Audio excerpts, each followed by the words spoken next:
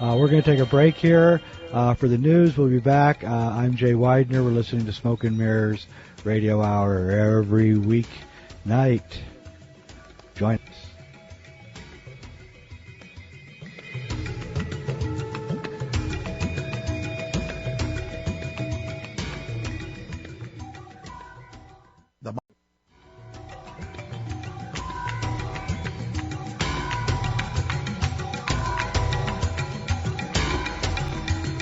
And we're back.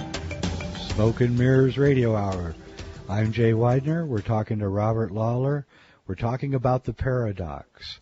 What we're talking about is the more that they try to unify the world, the more we're going to become fractious, the more things are going to fall apart. And in fact, I could even think it might even be able to disappear or bring about the disintegration.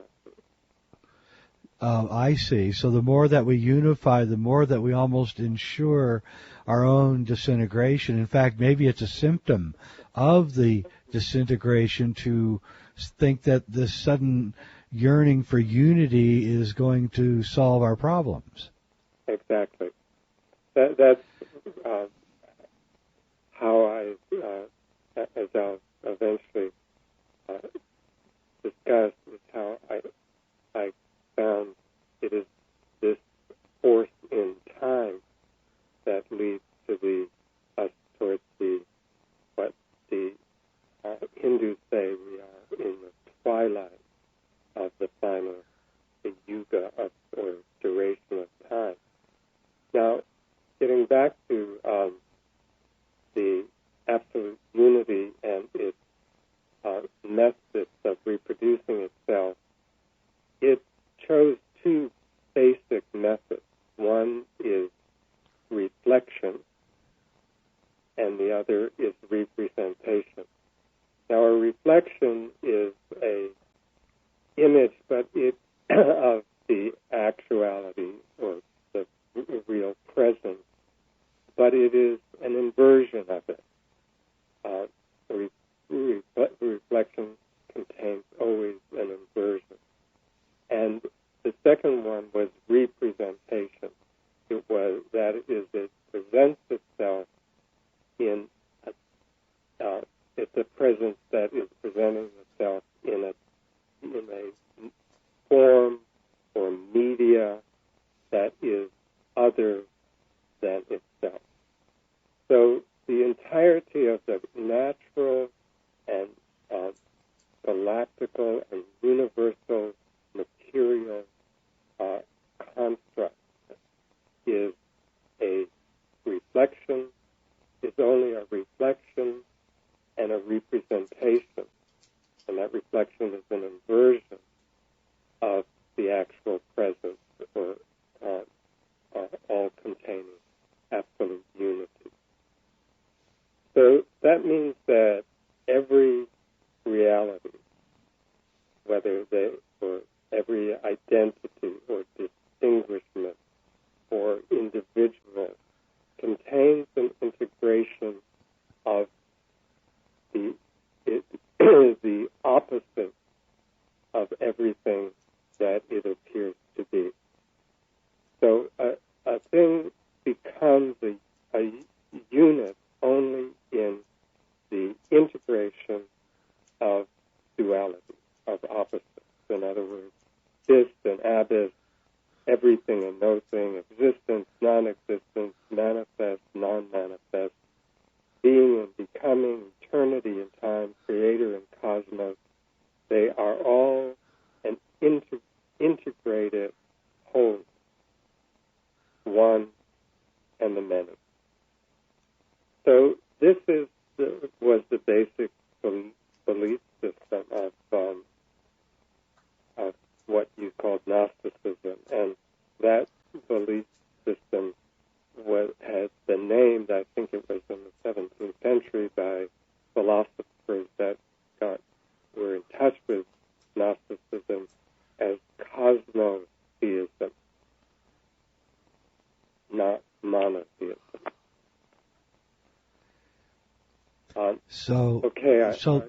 How is that going, Jay? Yeah, I think I think it's so. There is as we go through the Yuga system and through the Hindu Yuga system, and we get through the close of the Kali Yuga, which is where we are now.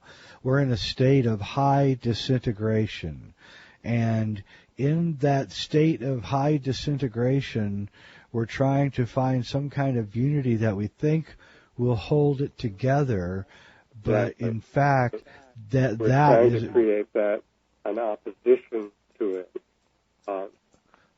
to the actuality, and that opposition, we're taking apart instead of it being the disintegrating fabric, we're taking apart the differentiation, the variety, the variation, the specificity that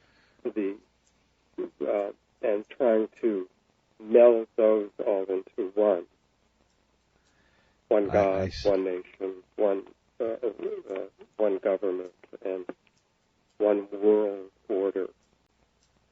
And so there's one way of thinking. There's an actuality in our response between the confusion between distinguishment and disintegration. And it's that misunderstanding that is basic to the politics of today. And really, it's also it's a tragedy in front of our eyes, because we're losing all of the things that really made us special in the hopes of some vain idea that it's going to unify all of us, and in fact we're just going to end up with one homogeneous thing that isn't going to be very interesting at all, actually. That's right. And we're losing, by the hour, various species and therefore various varieties and aspects of one absolute unified consciousness and way of being. And so this drive towards unification, which we think is going to be our salvation, is really part of the creeping and seeping movement towards a finality that's dictated by time. Wow. That says it all right there. I couldn't agree more, and we're moving into these, what I call the concentration of time, where time is actually beginning to fold over on itself, and minutes are becoming shorter than they were, and hours are becoming shorter than they were, and we're moving to a place where we could get cascading crises going, where they could go out of control like a freight train going down a mountainside. Anyway, you're listening to Smoke and Mirrors. I'm Jay Weidner. We're talking to Robert Lawlor. We'll be back in just a couple minutes.